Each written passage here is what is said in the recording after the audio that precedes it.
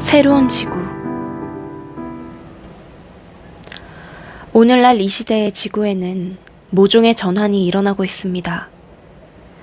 어떤 새로운 의식이 출현하고 있어서 그것은 조만간에 물질적 형체를 띠게 될 것입니다. 이 전환이 어떤 식으로 찾아올 것인지, 어떤 형태를 띨 것인지는 정해져 있지 않습니다. 미래는 언제나 불확정합니다. 진실로 주어진 것은 오직 이 순간, 지금뿐입니다. 지금이라는 원천으로부터 가능한 무수한 길, 가능한 미래의 무한한 가치가 샘솟는 듯이 뻗어나오고 있습니다.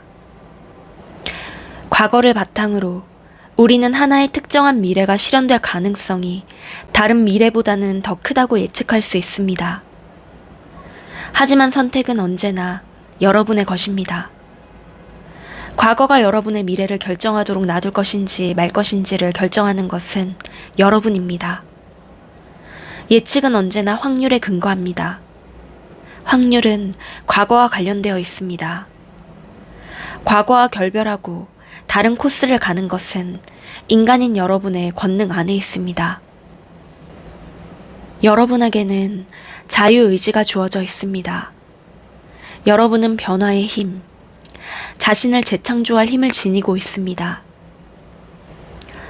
이 권능 속에 여러분의 신성이 있습니다. 그것은 무로부터 창조해내는 권능입니다. 이 신성한 권능은 다름 아닌 여러분의 본성에 속해 있습니다. 오늘과 이 시대를 전환의 시대로 일컬을 때 여러분은 자기 현실의 주인임을 결코 잊지 마십시오. 정해진 계획이라든가 각 영혼의 길이나 자기 현실을 창조하는 개인의 힘을 지배하는 우주적 권능 같은 것은 존재하지 않습니다. 일은 그런 식으로 작용하지 않습니다. 지상의 모든 영혼들은 이 전환을 저마다 자신의 내면적 성향에 어울리는 방식으로 경험할 것입니다. 현실은 무수히 많습니다. 여러분이 선택하는 현실은 여러분 내면의 요구와 소망에 응답할 것입니다. 이 시기, 대략 1950년에서 2070년까지의 이 시기를 특별한 시기로 만드는 것은 의식의 두 가지 다른 주기가 끝을 맺게 된다는 점입니다. 개인적 주기의 끝과 행성 주기의 끝 말입니다. 이 주기들의 완료 시점이 일치함으로써 이 둘은 서로 힘을 강화시켜줍니다. 인류의 일부에게는 지구생의 개인적 주기의 마무리가 다가오고 있습니다. 이 마무리에 관여된 대부분의 영혼들은 빛의 일꾼들입니다. 이 그룹의 빛의 일꾼 영혼들에 대해서는 곧 훨씬 더 자세히 이야기할 것입니다. 여기서는 이 개인적 주기의 성질을 설명하고자 합니다.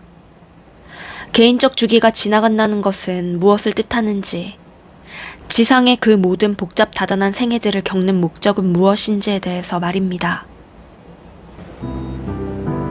개인의 카르마 주기. 여러분이 경험하는 지상의 생애들은 여러분 영혼의 더 큰 순환 주기의 한 부분입니다. 이 순환 주기는 이원성을 온전히 경험해 볼 수 있게끔 설계되어 있습니다. 이 순환 속에서 여러분은 남자나 여자가 되는 것, 건강하거나 아픈 것, 부자이거나 가난한 것, 좋은 것이나 나쁜 것이 어떤 것인지를 경험했습니다. 이 생애에서 여러분은 농부나 노동자나 장인이 되어서 물질 세계와 깊은 관련을 맺었습니다. 또 자신의 영적 뿌리에 대한 강한 자각을 지니고 있었던 좀 더 영적인 생애들도 있었습니다. 그런 생애들에서 여러분은 종교적인 부름에 잘 이끌렸습니다. 또 권력과 정치 등의 세속적인 세계를 탐사했던 생애도 있었습니다. 자신을 예술적으로 표현하는 데 몰두했던 생애도 있었을 것입니다. 영혼들은 흔히 이 모든 생애들을 통해서 뭔가 전문성을 띠는 경향을 보입니다. 이것은 특정 분야의 천부적인 재능을 가진 사람들에게서 확연히 나타납니다. 그들은 어릴 적부터 거기에 능력을 가진 것처럼 보입니다. 그런 능력은 적당한 시기에 일깨워지기만 하면 쉽게 발달합니다.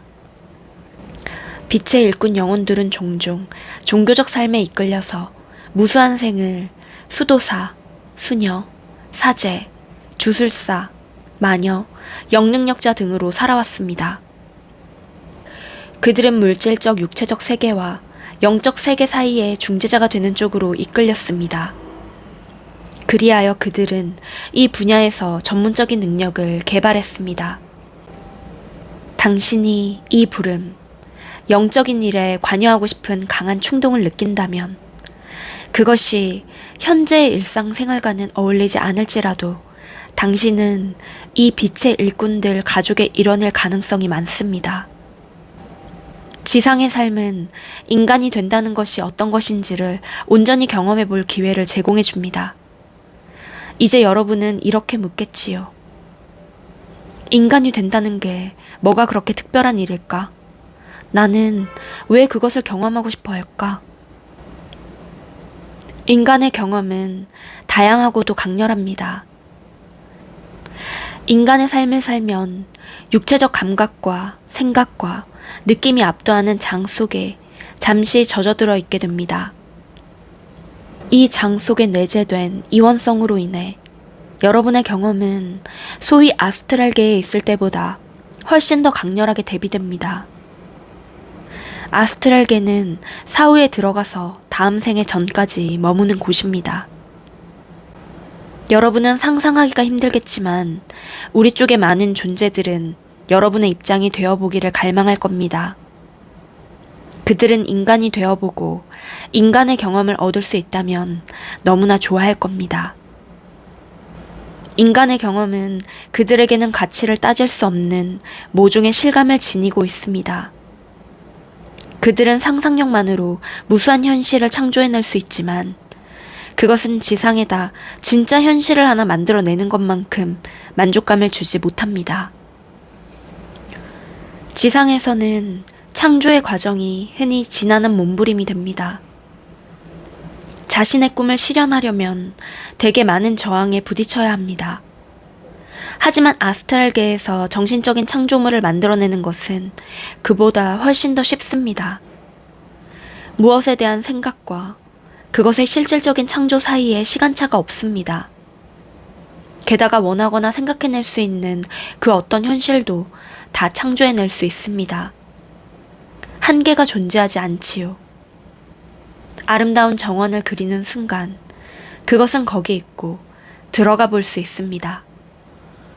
지상에서 어떤 생각에 생명을 주는 것은 생각이 물질계의 현실이 되게 하는 것은 엄청난 일입니다. 그것은 강한 의도와 끈기와 명료한 마음과 신뢰 깊은 가슴을 요구합니다. 지상에서는 물질계의 느린 속도와 완강한 경고성을 다뤄내야만 합니다. 의심, 좌절, 지식 부족, 신뢰감 결핍 등의 자기 내면의 모순적인 충동들도 다뤄야만 합니다. 창조의 과정은 이런 요소들 중 어떤 것에 의해서도 가로막힐 수 있고 실패할 수 있습니다. 그럼에도 이런 문제의 심지어 실패의 가능성이야말로 지상의 삶의 경험을 그토록 가치 있는 것으로 만들어주는 필수 요소입니다. 이 과정, 여러분이 마주치는 도전거리들은 여러분의 큰 스승입니다. 바로 그것이 애쓰지 않고 쉽게 해내는 아스트랄계의 창조 과정보다 훨씬 더 깊고 넓은 쉬먼성을 지상의 경험에 부여해 줍니다. 애쓰지 않아도 되는 용이성은 허무한 느낌을 낳습니다. 지상의 삶을 아직 경험해보지 못한 아스트랄계의 존재들은 이것을 알고 이해합니다. 여러분은 자신의 현실이 고분고분하고 말랑말랑하지 않은 것에 용기가 꺾여서 좌절해버립니다. 너무나 흔히 현실은 여러분의 소망과 기대에 부응해주지 않습니다. 여러분의 창조적 의도는 너무나 자주 고통과 한멸에 의해 종지부가 찍히는 것처럼 보입니다. 하지만 언젠가는 여러분도 평화와 행복으로 가는 저 열쇠를 발견할 것입니다. 여러분 가슴 속에 있는 저 열쇠를 말입니다. 그리고 그때 여러분에게 와 닥칠 그 환희는 아스트랄계에서 창조된 그 어떤 것과도 비교될 수 없을 것입니다. 그것은 여러분의 주인됨, 여러분의 신성의 탄생이 될 것입니다. 자신의 신성에 깨어날 때 여러분이 경험하게 될 황홀경은 자신을 치유할 힘을 줄 것입니다. 이 신성한 사랑은 당신이 지상의 뭇생애에 걸쳐 시달려온 깊은 상처에서 헤어나오도록 당신을 도와줄 것입니다. 그러고 나면 여러분은 같은 시련과 슬픔을 겪어온 다른 이들의 회복도 도와줄 수 있게 될 것입니다. 여러분은 그들의 고통을 알아볼 것입니다. 그것을 그들의 눈빛 속에서 보게 될 것입니다. 그리고 신성으로 가는 그들만의 길로 그들을 인도해 줄 수 있을 것입니다. 이원성을 경험하는 목적. 지상의 생애의 의미를 과소평가하지 마세요. 여러분은 신의 가장 창조적이고 앞서가는 용감한 부분에 속합니다. 여러분은 미지의 탐험가들이자 새로운 것의 창조자들입니다. 이원성의 세계를 거쳐온 여러분의 탐사는 여러분의 상상을 훨씬 능가하는 목적에 이바지했습니다. 여러분의 여행의 가장 깊은 의미를 설명하는 것이 쉽지 않지만 여러분은 이전에는 존재하지 않았던 새로운 종류의 의식을 창조해냈다고 할 수 있습니다. 이 의식은 그리스도가 지상을 걸었을 때 최초로 내보여졌습니다. 내가 그리스도 의식이라 부르는 이 의식은 영적 연금술로부터 나옵니다. 물질적 연금술은 납을 금으로 변화시키는 것입니다. 영적 연금술은 어둠의 에너지를 제3의 에너지, 그리스도 에너지 속에 있는 영적 황금으로 변성시키는 기술입니다. 우리가 어둠을 빛으로 혹은 악을 선으로 변성시키는 것이 목적이라고 말하지 않았다는 사실에 주목하세요. 어둠과 빛, 악과 선은 자연의 양극입니다. 이 양극들은 서로 상대극의 은혜를 입어 존재합니다. 영적 연금술은 사랑과 이해의 에너지를 통해 양극을 모두 포용하는 그런 종류의 의식인 제3의 에너지를 만나게 해줍니다. 여러분의 여행의 진정한 목적은 빛이 어둠을 정복하게 하는 것이 아니라 이 양극을 넘어서 새로운 종류의 의식을 창조해내는 것입니다. 이 의식은 빛과 어둠이 양쪽 다 존재하는 가운데에서도 일체성을 유지할 수 있습니다. 좀 난해한 이것을 비유로서 설명해 보겠습니다. 당신이 진주를 찾는 심해 잠수부라고 상상해 보세요. 여러분은 모든 사람들의 입에 오르내리지만 아무도 실제로 본 적이 없는 이 특별한 진주를 찾아내기 위해 하염없이 다이빙을 합니다. 최고참 잠수부인 신조차 그 진주를 만져보진 못했다는 소문도 있습니다. 바닷속을 다이빙하는 것은 위험천만한 일입니다. 방향을 잃어버릴 수도 있고 너무 깊이 들어가서 숨 돌릴 시간을 놓쳐버릴 수도 있습니다. 그래도 당신은 끈질기게 바닷속으로 다이빙합니다. 당신은 영감에 차있고 믿음이 확고합니다. 당신은 정신이 나간 걸까요? 아닙니다. 당신은 새로운 것을 탐사하는 자입니다. 비밀은 당신은 진주를 발견해내려는 바로 그 과정을 통해서 그것을 창조해내고 있다는 것입니다. 그 진주는 그리스도 의식이라는 영적 황금입니다. 진주는 이원성의 경험에 의해 변성된 당신입니다. 여기에 진정한 역설이 있습니다. 새로운 것을 탐사하는 와중에 당신은 그것을 창조해내고 있는 것입니다. 당신 자신이 신이 창조해낸 진주가 되었습니다. 신에게는 그것을 해낼 다른 방법이 없었습니다. 당신이 발견하려고 애썼던 그것은 아직 존재하지 않았기 때문입니다. 그것은 당신에 의해 창조되어야만 했습니다. 신은 왜 새로운 것을 창조해내는 일에 그토록 관심이 많을까요? 이것을 가능한 한 단순하게 설명해 봅시다. 먼저 신은 전적으로 선했습니다. 오로지 선만이 모든 곳에 온통 가득했습니다. 사실 다른 것은 아무것도 없었기 때문에 활기라고 할 만한 게 없었습니다. 그의 창조에는 생동감이 결여되어 있었지요. 거기에는 성장과 확장의 가능성이 없었습니다. 그것은 막혀 있었다고 할 수 있지요. 변화를 창조해내기 위해서, 움직임과 확장의 기회를 만들어내기 위해서 신은 만유의 편재에 있는 선과는 다른 어떤 요소를 자신의 창조 속에 도입해야만 했습니다. 이것은 신에게도 무척 어려운 일이었습니다. 그도 그런 것이 자신이 아닌 무엇을 어떻게 창조해낸단 말입니까? 선이 어떻게 악을 창조해낼 수 있습니까? 불가능합니다. 그래서 신은 말하자면 속임수를 써야만 했습니다.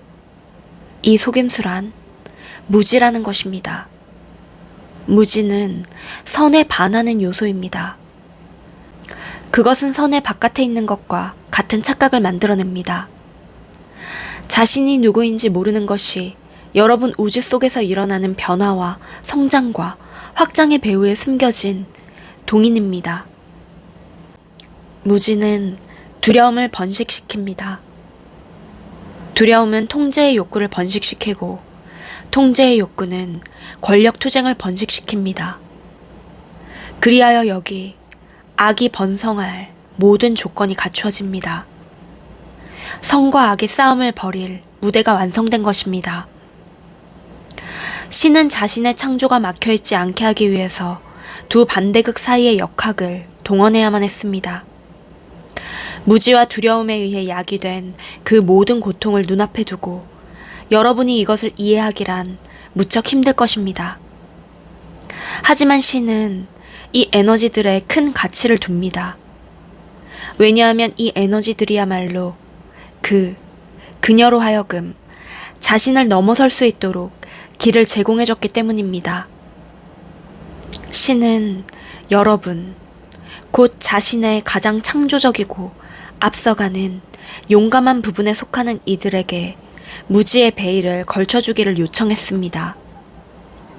그리하여 여러분은 반대극 사이의 역학을 최대한 속속들이 경험하기 위해 자신의 본성에 대한 망각 속으로 잠시 빠져들었습니다.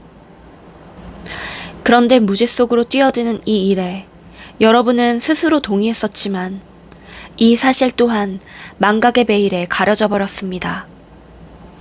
그래서 이제 여러분은 자신을 이 고역, 이 무지의 구덩이 속에 빠뜨린 신에게 수시로 욕을 퍼붓고 있는 것입니다.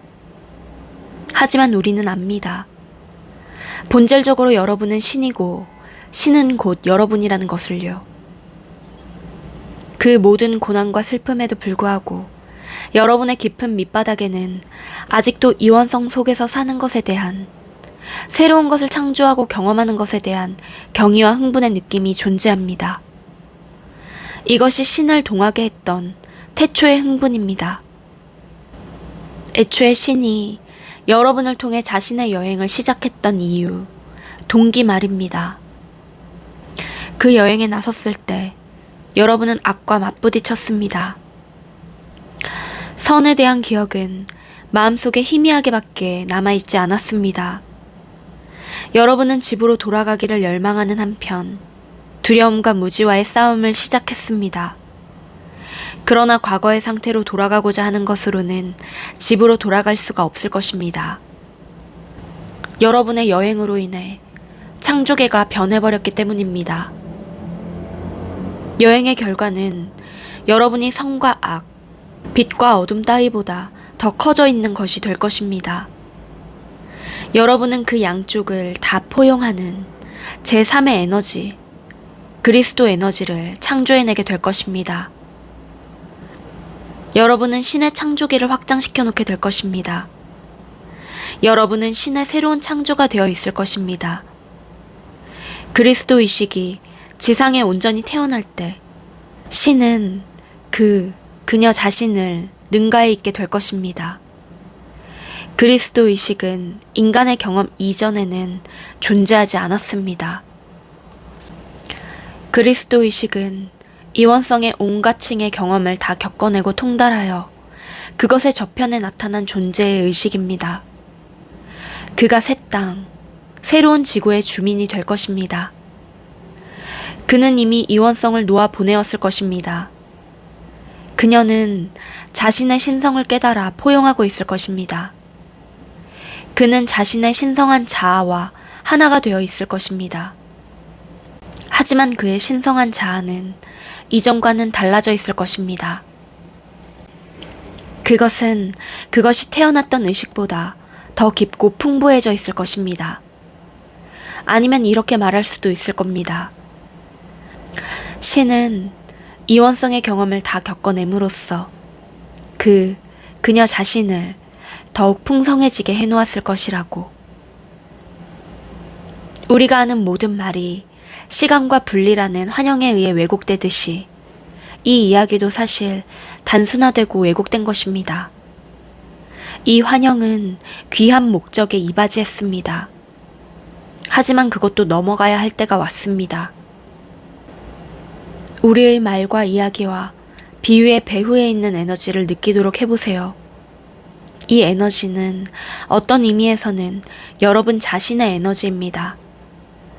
그것은 나 예수와를 통해 이야기하고 있는 미래의 그리스도화된 여러분 자신의 에너지입니다.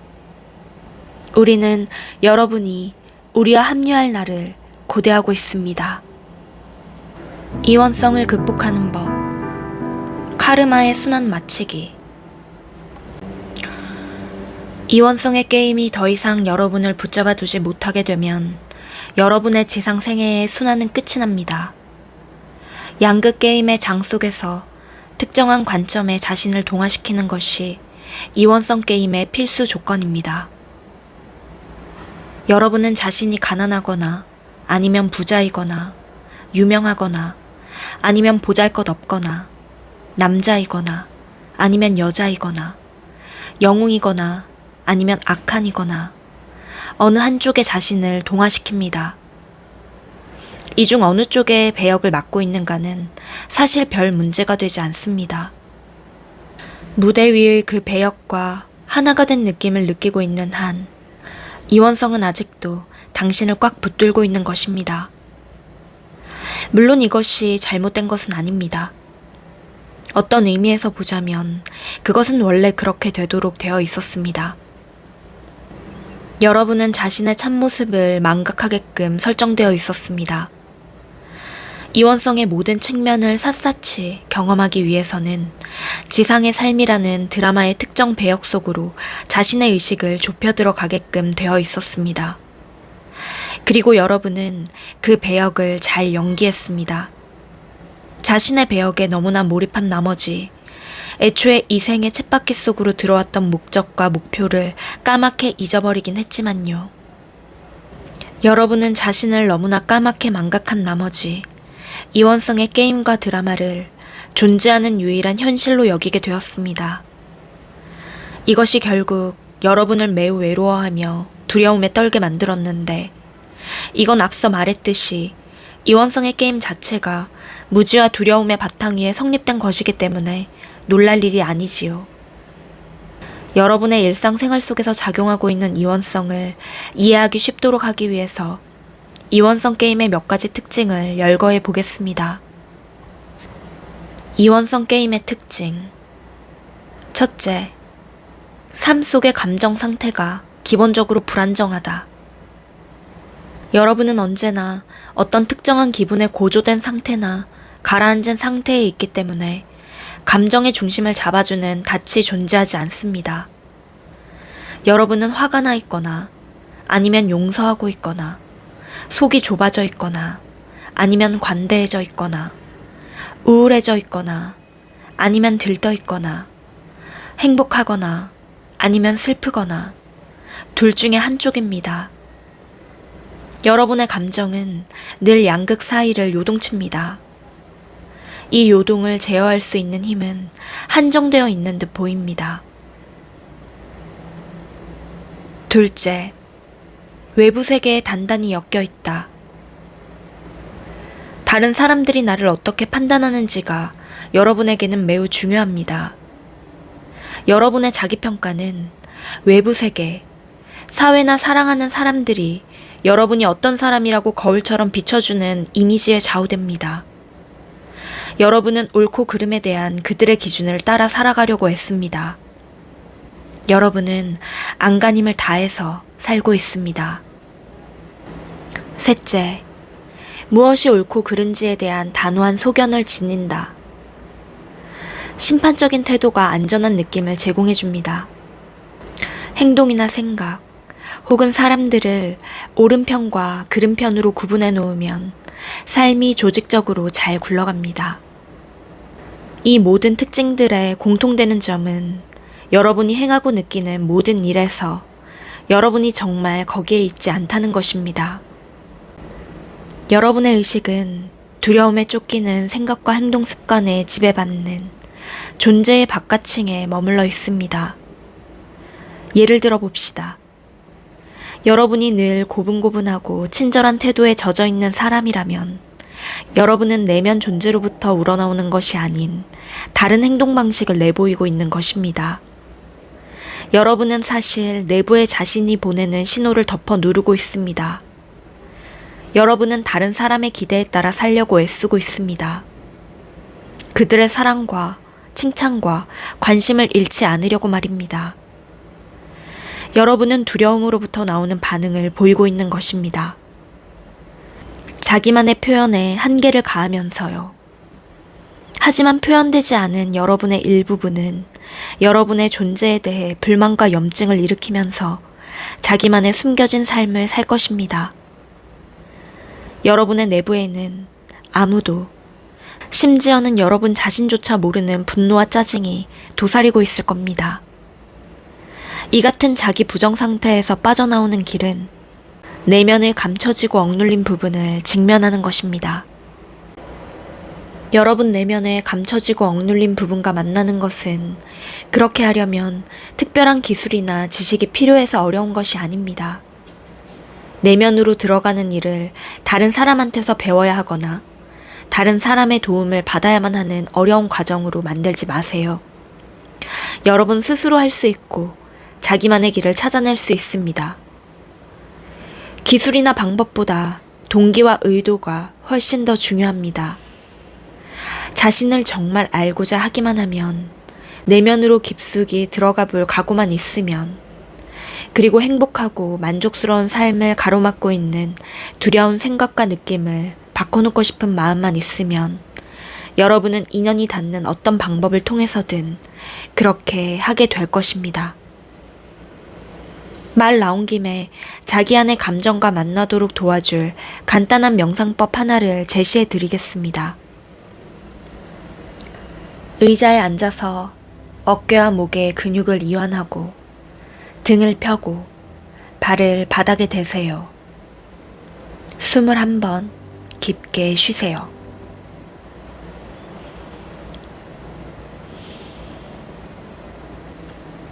탁 트인 파란 하늘 아래서 시골길을 걷고 있는 자신의 모습을 그려보세요. 자연의 소리를 들으면서 머리카락을 만지고 지나가는 바람을 느껴보세요. 당신은 자유롭고 행복합니다. 길을 가고 있는데 문득 아이들이 당신을 향해 달려오고 있는 것이 보입니다. 그들이 점점 가까워지고 있습니다. 당신의 가슴은 이 광경에 어떻게 반응하나요? 이제 아이들이 당신 앞에 서 있습니다. 몇 명인가요? 어떤 모습인가요? 남자아이들인가요? 여자아이들인가요? 아니면 양쪽 다인가요? 당신은 아이들에게 인사를 합니다. 그들을 만나서 기쁘다고 말해줍니다. 그 중에서 당신의 눈을 쳐다보고 있는 한 아이와 눈이 마주칩니다. 그 아이는 당신에게 전해줄 메시지를 가지고 있습니다. 아이의 눈 속에 그것이 쓰여 있네요. 당신도 그걸 읽을 수 있나요? 당신에게 뭐라고 말하고 싶어 하나요? 그것은 바로 지금 당신에게 필요한 에너지를 가져다 주고 있습니다. 이 내면의 아이가 당신에게 가져온 그 에너지에 이름을 붙이되 그것을 심판하지는 마세요. 그저 아이에게 고맙다고 말해주고 눈앞의 이미지들을 놓아 보내세요. 잠시 발밑에 땅을 단단히 딛고 있는 느낌을 느껴보고 숨을 깊이 쉬세요. 당신은 방금 자신의 감춰진 부분을 만났습니다. 원한다면 언제든지 이 장면 속으로 돌아가서 거기에 있는 다른 아이들과도 이야기를 나눌 수 있습니다. 내면으로 들어가서 자신의 감춰지고 억눌러진 부분을 만나면 더욱 지금 여기에 있을 수 있게 됩니다. 여러분의 의식은 그토록 오랜 세월 당연하게 받아들여온 두려움에 쫓긴 생각과 행동의 습관 너머로 솟아오르고 있는 것입니다. 여러분의 의식은 이제 스스로 책임을 떠맡고 있습니다. 마치 부모가 아이들을 돌보듯이 여러분의 의식은 내면의 슬픔과 분노와 상처를 돌봅니다. 이 과정에 대해서는 나중에 훨씬 더 깊이 설명하겠습니다. 이원성을 놓아보낼 때 일어나는 일. 첫째, 느낌을 통해 말을 걸어오는 자신의 영혼에 귀를 기울이게 된다. 둘째, 그 말에 부응하여 영혼이 바라는 당신의 변화를 읽어낸다. 셋째, 홀로 있는 조용한 시간을 좋아하게 된다.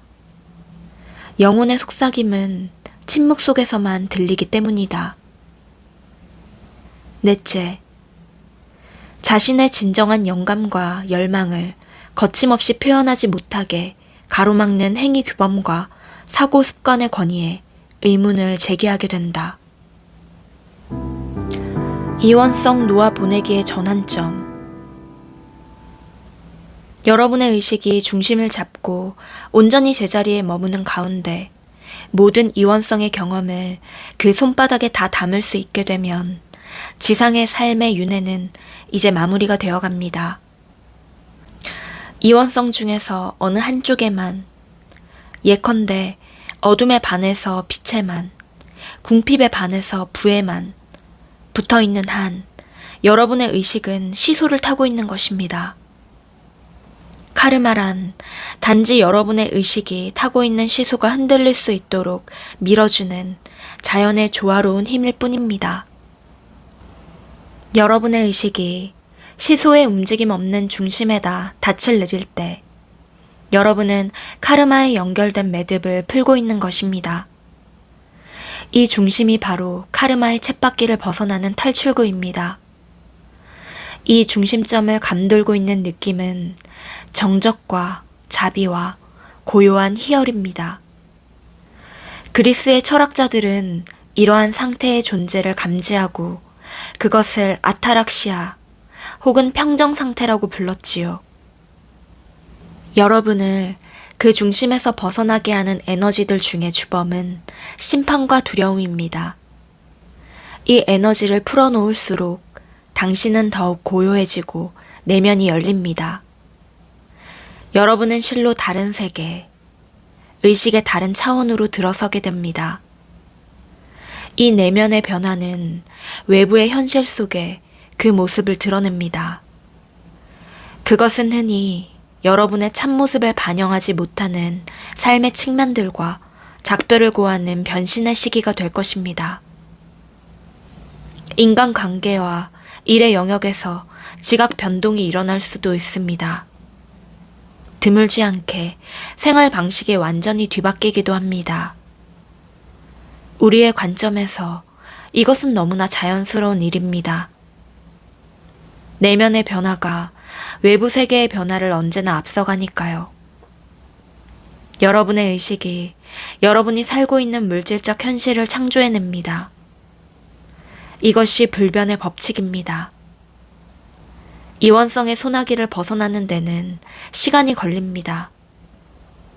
어둠, 무의식의 모든 층을 파헤치는 것은 점진적으로 진행되는 과정입니다. 하지만 내면의 참 자아를 향해 가는 이 길에 들어서고 나면 여러분은 점차 이원성의 게임에서 발을 빼내게 됩니다. 아타락시아가 가리키는 것을 맛봤다면 여러분은 전환점을 돈 것입니다. 그저 자신과 함께 있는 순간의 고요하고도 충만한 희열을 느낄 때 여러분은 그것이야말로 자신이 여태껏 찾아 헤매왔던 바로 그것임을 깨닫게 될 것입니다.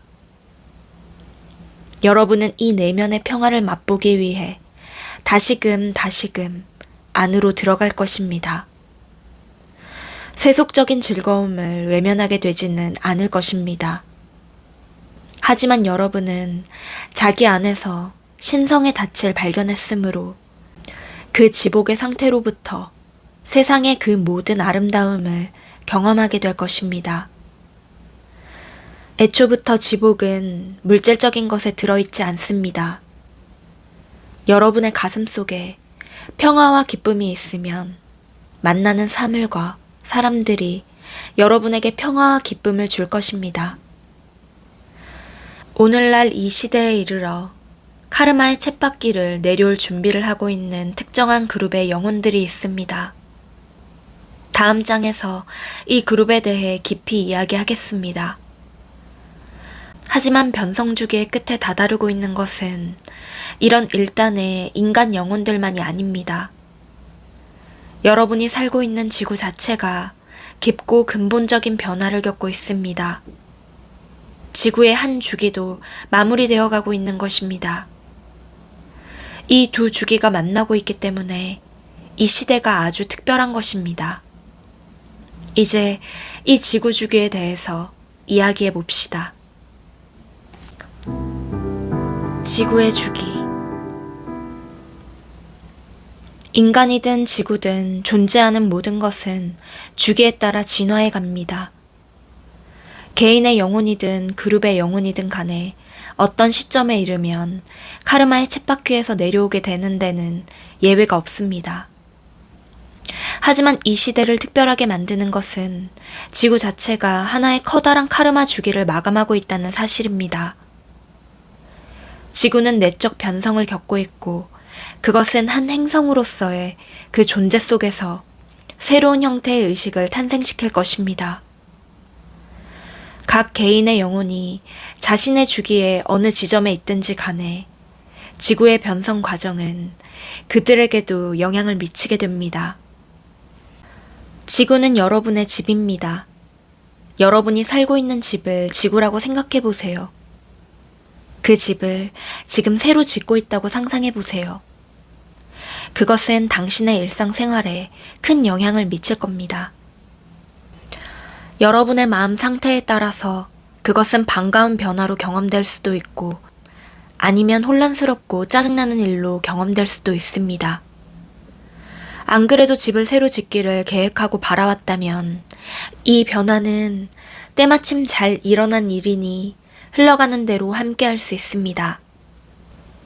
지구의 변성 과정은 여러분의 개인적 변성 과정을 도와주고 촉진해 줄 것입니다.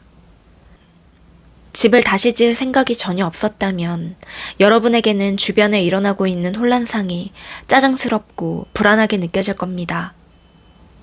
지구의 내적 변화가 여러분 삶의 균형을 흐트러 놓을 것입니다. 지구의 내적 변화를 반기는 이들에게 이것은 지극히 큰 힘을 얻게 되는 시기입니다. 여러분은 지금 여러분의 우주에 넘치고 있는 빛의 물결에 실려 들어 올려질 것입니다. 지금 지구는 인류의 카르마의 짐에 눌려 아래에서 거의 붕괴해가고 있습니다. 이 카르마의 짐으로부터 쏟아져 나오는 부정성과 폭력성은 지구가 처리하고 중화하고 소화하기에는 너무나 버거운 일종의 에너지 쓰레기를 만들어내고 있습니다. 지구의 중심에다 의식을 잠시 기울여 보세요. 편안히 이완하면서 거기에다 초점을 맞추세요. 거기서 뭔가가 느껴지나요? 지구의 가슴이 얼마나 찢어지고 있는지 느껴지나요? 지구에 얼마나 많은 폭력이 가해지고 있는지가 느껴지나요? 지구는 무력감과 저항을 동시에 느끼고 있습니다. 그녀는 막 자신의 존재에 새로운 토대를 구축하려고 하고 있습니다. 지구는 내적, 외적 차원 모두에서 경쟁과 몸부림과 드라마의 에너지를 풀어놓으려고 하고 있습니다. 그녀 안에서 동터오르고 있는 새로운 토대는 가슴의 에너지, 균형과 연결의 에너지, 살아있는 그리스도의 에너지입니다. 인류와 마찬가지로 지구도 배움의 과정을 겪고 있습니다. 인류와 마찬가지로 지구의 의식도 진화하여 자신을 변신시켜가고 있습니다. 인류와 마찬가지로 지구의 여정도 자신의 존재에 대한 일종의 무지 혹은 무의식 상태로부터 출발했습니다. 지구도 한때는 주변의 에너지를 빨아들여 삼키는 암흑의 행성이었습니다. 그녀는 마주치는 에너지나 존재들을 받아들이고 그것을 완전히 소화해버렸습니다. 말하자면 그녀는 그들의 고유한 성질을 제거해버려서 어떤 의미에는 죽인 것이지요. 이것은 확장의 욕구에서 비롯된 것입니다. 지구는 내면으로부터 어딘가 결핍되고 불충분한 느낌을 느꼈고 그녀는 그것을 다른 에너지를 정복해서 흡수 동화시키고자 하는 욕구로 해석했습니다. 지구는 그 에너지들에게 아무것도 되돌려주지 않았기 때문에 그들 사이에는 상호작용 같은 것이 없었습니다. 그것은 생명 없는 죽음과 같은 과정이었지요. 어느 시점에 이르자 지구는 그런 과정이 만족스럽지 않다는 것을 깨닫게 되었습니다. 그녀는 자신이 먹는 방식에 뭔가가 빠져있는 것을 느꼈습니다. 그것으로는 불충분하다는 느낌이 해소되지 않았던 것이지요. 에너지를 죽이는 것으로는 확장의 충동이 만족되지 않았습니다. 그때 지구의식의 내부에서 살아있음, 곧 생명에 대한 욕구가 싹 텄습니다. 그것을 온전히 자각한 것은 아닙니다.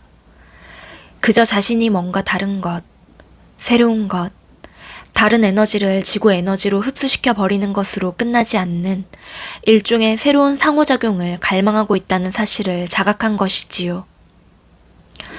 지구의식 속에 자신과 다른 무엇을 경험하기 위한 공간이 만들어진 것입니다. 에너지 차원에서 말하자면 그것은 지상의 생명을 뜻하는 것이었습니다. 깊은 곳으로부터 느껴지는 욕구가 결국은 그것을 실현될 수단으로 만들어낸다는 것은 우주의 법칙입니다.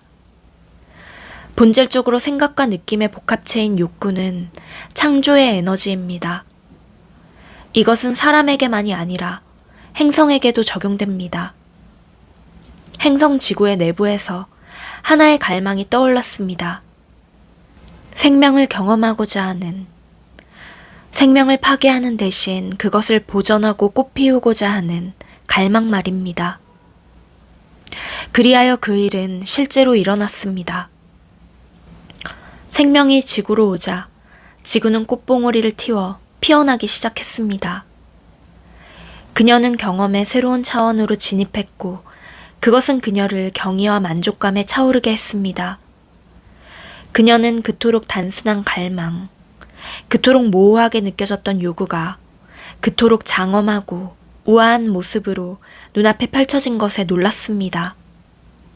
땅 위에서 생명체들의 장대한 실험이 펼쳐졌습니다. 다양한 생명체들이 지구에 나타나서 기존의 에너지를 가지고 실험에 착수했습니다. 지구는 새로운 진기한 것들이 태어나는 부화장이 되었습니다. 거기에는 새로운 길, 새로운 가능성을 마음껏 탐사할 수 있는 자유가 있었습니다. 모든 창조물에게는 자유의지가 있었고 지금도 있습니다. 생명의 창조와 함께 지구와 지구상의 모든 살아있는 창조물들은 저마다의 길을 따라 내적 발달을 추구하기 시작했습니다. 이 경험의 경로는 주기와 받기 사이의 균형을 그 중심 테마로 하고 있습니다. 지구는 그 의식의 심층에서 주기와 받기 사이의 올바른 균형점을 찾기 위해 오랜 세월을 애써왔습니다. 지구는 하나의 행성으로서 생명을 주고받습니다. 에너지를 흡수하여 죽이던 지구의 암흑기에는 받기에만 중점이 가 있었습니다. 그러나 지금은 그 반대편의 극에 와 있습니다. 줄 수 있는 한계까지 주고 있지요. 지구는 인류의 폭력과 착취를 오랫동안 견디었습니다. 그것이 어떤 의미에서는 카르마에 맞기 때문입니다.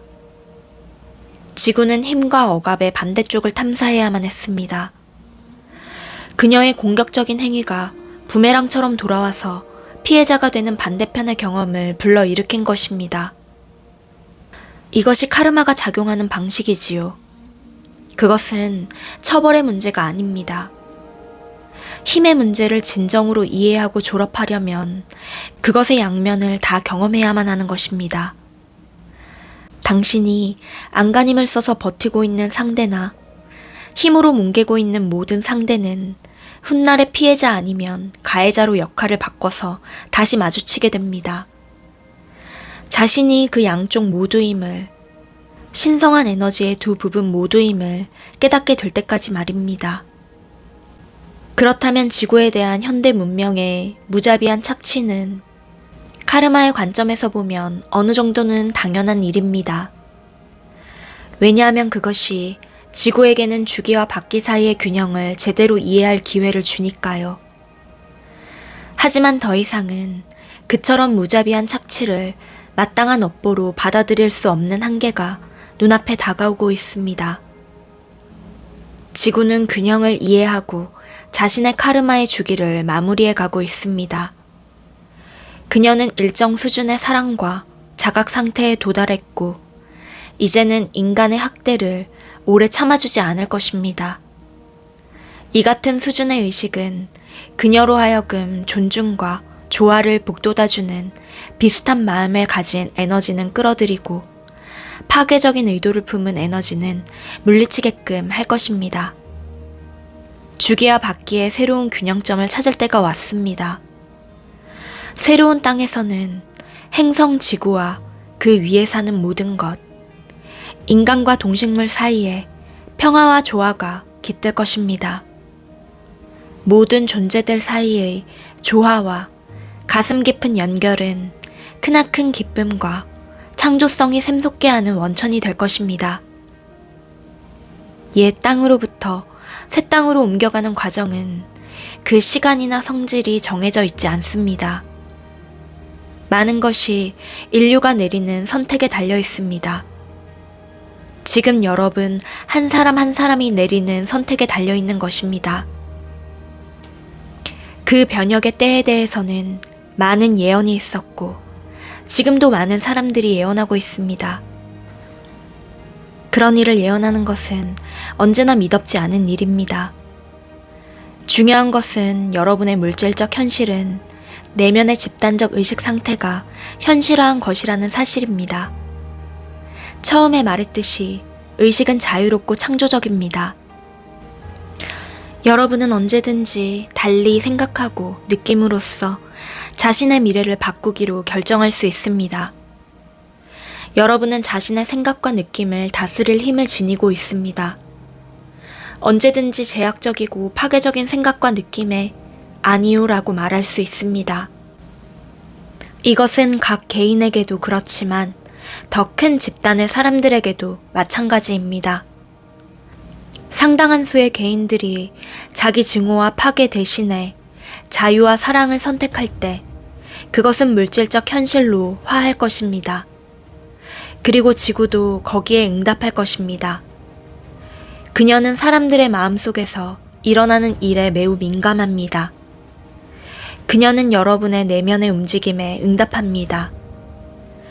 이로써 우리는 우리 편에서조차도 새 땅이 어떻게 태어날 것인지를 정확하게 예언할 수 없다는 사실을 강조하고 싶습니다. 하지만 카르마의 주기를 마무리하고 있는 일단의 영혼들이 에너지적으로 새 땅에 밀접하게 연결되어 있는 것은 분명합니다.